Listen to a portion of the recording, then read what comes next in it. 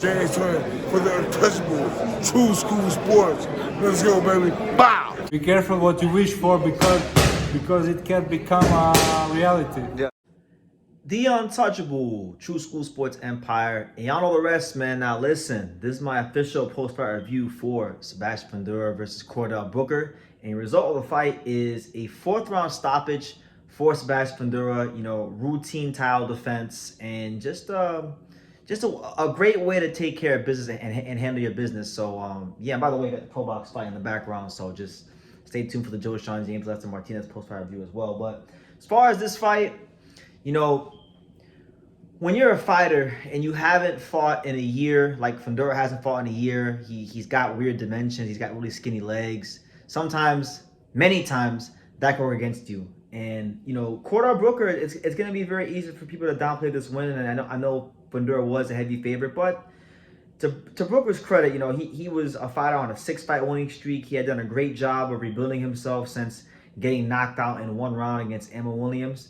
And he hadn't really fought like world level competition. He'd been fighting, you know, more like domestic level guys in the New England area. So this was a step up for him. But listen, he 6-fight winning streak is a 6-fight winning streak. And, you know, he's got some skill. He's got some know-how.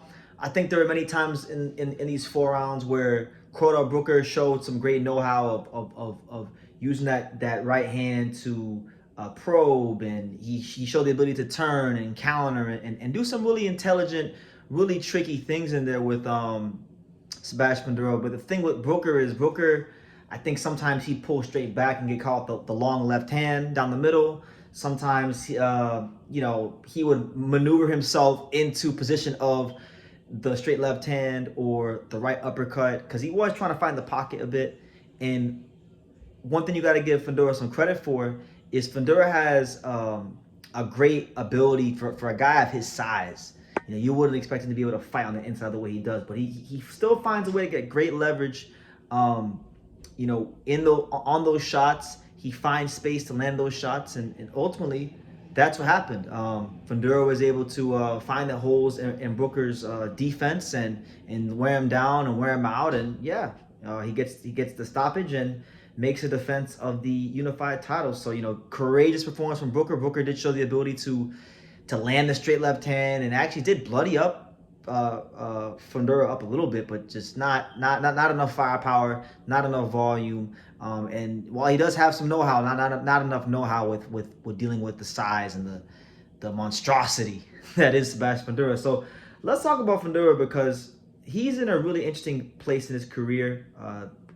You know, because he is a unified champion, but like he's not a draw. Like I'm not trying to put Fundora down. Good fighter, always is in exciting fights, but he hasn't yet become a draw on the West Coast. You know, just because you're Mexican American, you got an exciting style, doesn't mean you automatically sell tickets. Because if you look at this fight, it wasn't a big crowd there when he's fought at the StubHub Center out there in Carson. You know, they hadn't necessarily sold that place out either. So he's not an attraction yet, right?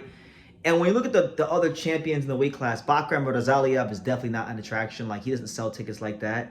And Terrence Crawford is not going to be in the division anymore because he's going to go chase that Canelo bag. So Yoenis Talise probably gets elevated to champion, and he's not really a big name either. So the question becomes for Fundora, what fights could the promoters make that would, you know, make good money for him, make good money for them, and also still be significant enough to put on TV? Because I don't really think, like, those are some good fights. Like, Bakhram is a good fight. But Bakhram and Fundora, I don't know, does PBC want to lose money on that fight? Because they're going to lose money. Fundora can't really sell. Bakhram definitely can't sell. So do they take that risk? I mean, if they do that fight, they got to put it in a very, very small venue. So I like that fight in a perfect world, but I know that that's probably not going to happen, right? So when I look at the weight class, the best fight that ticks all the boxes, in the boxing sense, in the commercial sense, in the political sense, the best fight I think out there for Fundora at this juncture, at this moment in time, it's definitely got to be, if it's not Errol Spence, because I know that they're talking about Errol Spence, but Errol Spence hasn't fought in years, and the WBO won't even let Fundora defend that title against Spence because he's been so inactive. So he's not really a realistic option. The fight that makes the most sense at this moment in time is Xander Zayas versus Fundora. I think that's a great opponent for Fundora. You know, you got Puerto Rico versus the Mexico dynamic in play there.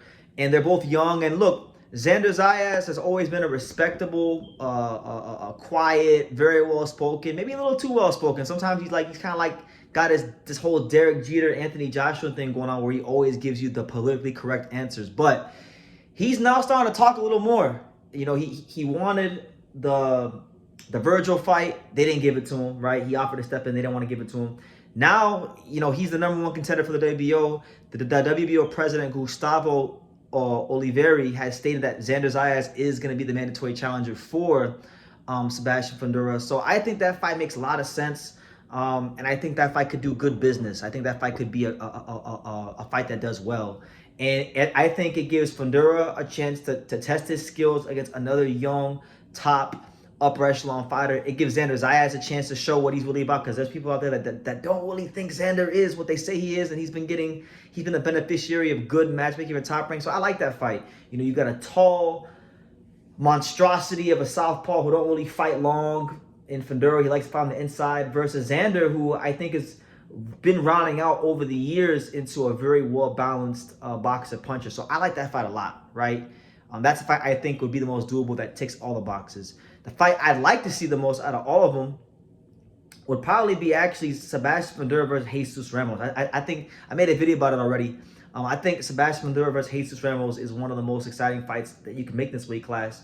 And Ramos had a good stoppage victory on this card as well. So he's been, you know, on a winning streak. I believe he's got three wins since the Lubin fight. So why not do Ramos? I think Ramos, him and Fundora are kind of in the same boat. They're both Mexican-American PBC fighters who could definitely fight, who make for entertaining fights, but haven't yet been able to become ticket sellers. Despite being Mexican-American, despite having all-action styles, that doesn't guarantee that you become a ticket seller or an attraction. There's so much more to being an attraction than just being a good fighter. So I think they kind of need each other, and I think they would benefit each other's careers in that sense, and I like that fight a lot. And I think it's a very exciting fight. So you give me, you know, in Zayas, Ramos, and, you know, if they're willing to put the money up, Bakhram. I think Bakhram versus Fundora would just be absolute carnage, but I don't know if the business side of boxing is going to allow for that. So maybe, who knows? Maybe they can do a deal with Turkey. Maybe Turkey. I don't know.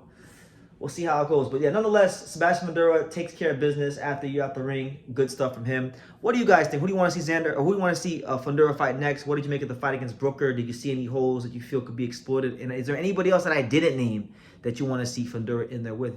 Let me know who in the comments down below. Make sure you guys take the time to subscribe. And like I say in every single one of these videos, you can love me or you can hate me, but I'm just a kid from Dania. So until next time, take care, guys. Thank you for watching another video on the untouchable True School Sports Empire.